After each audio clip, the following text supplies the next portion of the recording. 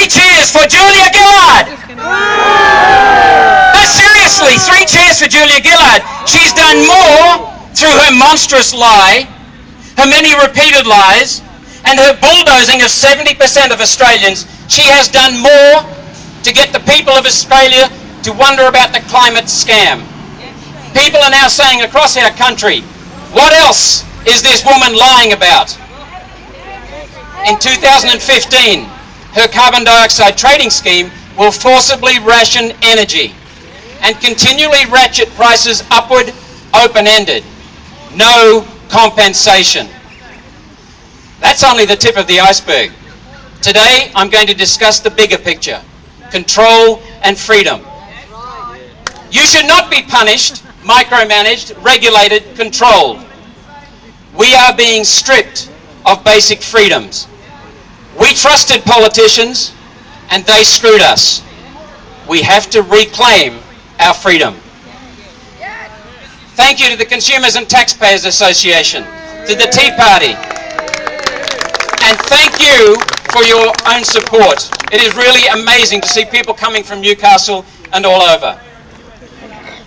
I'm honoured to speak before you and to stand beside you, because just in talking with people, you understand we are losing our country, and it will take courage to reclaim freedom.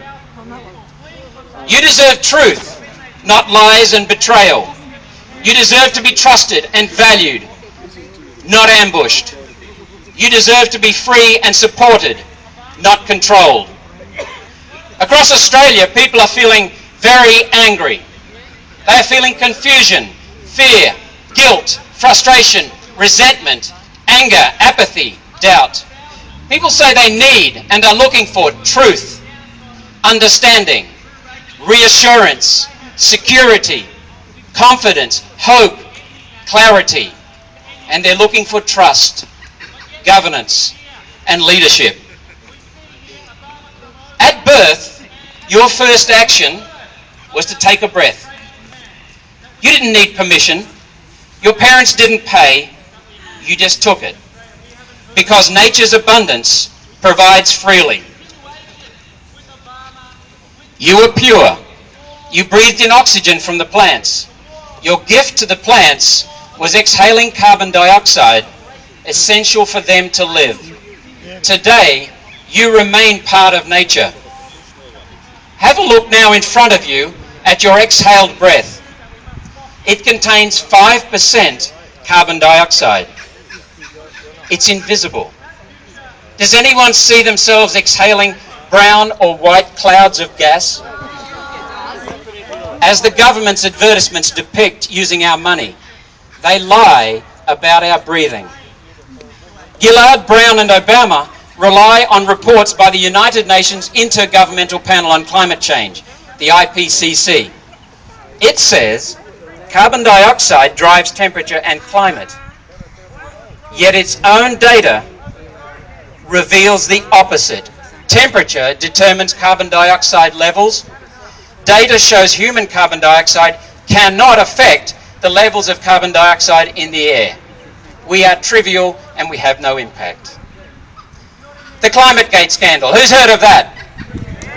The Inter-Academy Council's scathing review on the IPCC, and even the IPCC's own lead authors reveal that the IPCC is completely corrupt. I'm not going to talk about that in detail because I want to go broader. Prominent Australian academics such as Flannery, Garneau, Caroli, they use our taxes to mislead us. Gillard, Combet and Brown lie repeatedly. Socialist Europe fell for it. The Europol police say 90% of transactions are corrupt, and criminal activity cost €5 billion. New Zealand is already watering down its emissions trading or its carbon dioxide trading scheme. Major carbon dioxide producers, China, India, America, Brazil, Japan, Russia, overwhelm our carbon dioxide. They're refusing to sign a new Kyoto Treaty. Britain is already cutting renewables and returning to fuels producing carbon dioxide. Many European nations only pledged to cut carbon dioxide production. They didn't commit. And even then, they're cheating. Yet Brown and Gillard committed us to send hundreds of billions of dollars overseas buying paper credits. Yet the Australian Treasury modelling shows Australian carbon dioxide production in 2020 will be higher than now. All for nothing. Food contains carbon. When burned with your breath's oxygen, food produces carbon dioxide. We are not hurting nature by going to work providing for our families. So how the hell did this happen? Weakness and dishonesty. Tony Abbott is well known as a skeptic. Yet fear of the media drove the Liberals to endorse Rudd's call to cut carbon dioxide. What a sad choice we now have. Tweedledum in budgie smugglers or Tweedledummer in a skirt. Oakeshott, Windsor and Wilkie were personally advised in writing, registered mail, facsimiles, that their multi-party climate change committee was being misled by Professor Will Steffen. Oakeshott even misrepresented my communication in a letter back to me. All voted for the tax despite being aware of the corruption. We trusted politicians, and Australia's Parliament has failed us. National governance is dead. It's up to us to repeal this vile tax. Axe the? Yes, we can repeal. So let's have a look at our American visitor. I've lived and worked, don't worry about them. I've lived and worked in 8 American states. I've travelled through all 50, and I'm married to a gorgeous Australian woman. We never will. Get away. Get away. No, she's with us. She's with us. She's travelled. I've married to a gorgeous American woman. I know a little bit about America, but let's have a look. And I love Americans. President Obama's Secretary for Science, John Holdren, has spread wacky lies about climate and humanity for 40 years. That's his science advisor. President Obama himself had majorities in both houses of America's Congress, yet he didn't even try to legislate a carbon dioxide trading scheme or tax. He knew he'd be defeated by his own party. No, he can't. Yet he's out here backslapping Julia Gillard, saying, you got a carbon tax in. Obama, after failing, then tried to illegally regulate through the back door using his Environmental Protection Agency. States stopped him in court. So did the economy. No, he can't. Al Gore. You know of Al Gore? Al Gore is one of Earth's biggest carbon fuel users. Yes. After being exposed, he offset his carbon credits, paid to his own carbon dioxide trading company. He paid it to himself. But wait, while pushing carbon dioxide trading to governments around the world, his company was the Chicago Climate Exchange's 5th biggest shareholder. Obama was a director of the Joyce Foundation when it donated millions to start Chicago's Climate Exchange. Oh dear. It later stopped trading carbon dioxide because the market collapsed. No, he can't. Next, I touched briefly on climate. Next, let's discuss money. Do you know where money comes from? We print it. You're pretty close, nowhere. I didn't know. This is basic, but I didn't know. After researching, I do. It's well documented. Money is created by banks creating loans. The push of a keyboard button out of thin air. Fractional reserve lending then multiplies that by 10. This is legalized counterfeit. The US Federal Reserve, so-called central bank, is not a government entity. It's private. It's owned by the controllers of major international banks, Goldman Sachs, JP Morgan, Rothschilds. It's a monopoly granted in 1913 by American politicians in a documented conspiracy. But if you go back before then, partial capitalism existed briefly in America, and at the time it lifted millions to a better way of life. Before that, Little England in the 1700s and 1800s abolished huge amounts of government regulation, and Little England became Great Britain in just 50 years by cutting government. Since then, tight government control has killed infant capitalism. Now it is controlism. The US dollar is the world's reserve currency. The global economy is manipulated by the US Federal Reserve's private owners. Now you can see why this is serious. Now these same people want to add paper trading on carbon dioxide, creating a global currency out of thin air. This started with a man named Maurice Strong, the first Secretary General of the United Nations Environmental Programme and the crooked IPCC. He admits his goal is to destroy Western industry to install socialism. He said it. He said it. Socialism, what is it? It's individual ownership, with government control. It becomes communism with state ownership and state control. Both increase government control to erode people's responsibilities. That's why America is now deep in poverty. It's highly regulated. Its central government is massive and corrupt. Big government drives socialism's trademarks. Do you know what socialism's trademarks are? Inflation and war. And misery. And misery. Socialists want to control by a few with promises to later give people power. Hitler said it. Mao said it. Stalin said it. Now, Bob Brown says he wants unelected global governance. Control freaks. Their goal is not socialism, it's control. Controlism. Control of you and your money. Brown and Gillard bulldozed 70% of people to inflict their tax. Gillard admitted her goal in pricing carbon dioxide is, to quote her words, to cause pain. What? Government is supposed to protect us, not hurt us. The 2008 financial crisis was caused by American politicians and major international banks tied to the US Federal Reserve. Just like every major recession since the formation of the Reserve in 1913. Socialism is now installed in Europe, across Europe.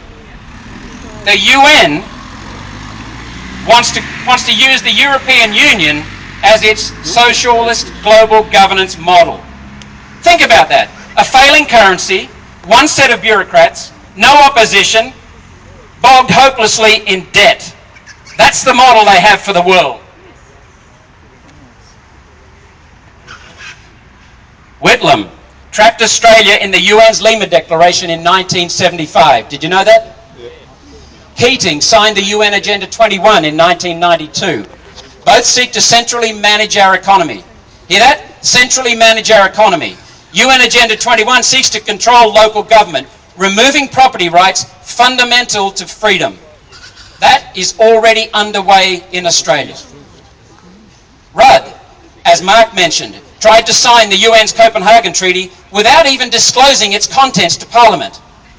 That treaty would have eroded national sovereignty to control property rights, resource allocation, national finances, and energy usage. They would have controlled our country.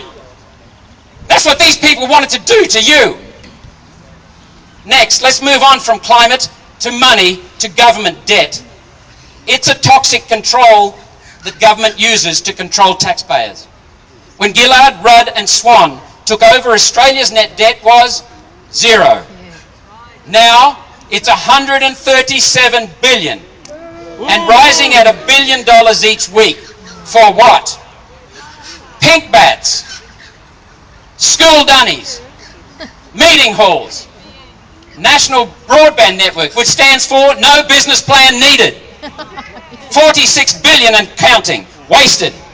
Government debt raises inflation, gives government control over markets and people, and bureaucracy increases waste. But wait, listen to this. America's debt is 15 trillion and growing. That's what this man didn't tell us today. Supposed world leaders are rightly saying the problem is debt. Their solution? More debt. The national debt problem started with Spain, now Italy. Yet 20% of the Greek bailout is reportedly underwritten by Italy and Spain.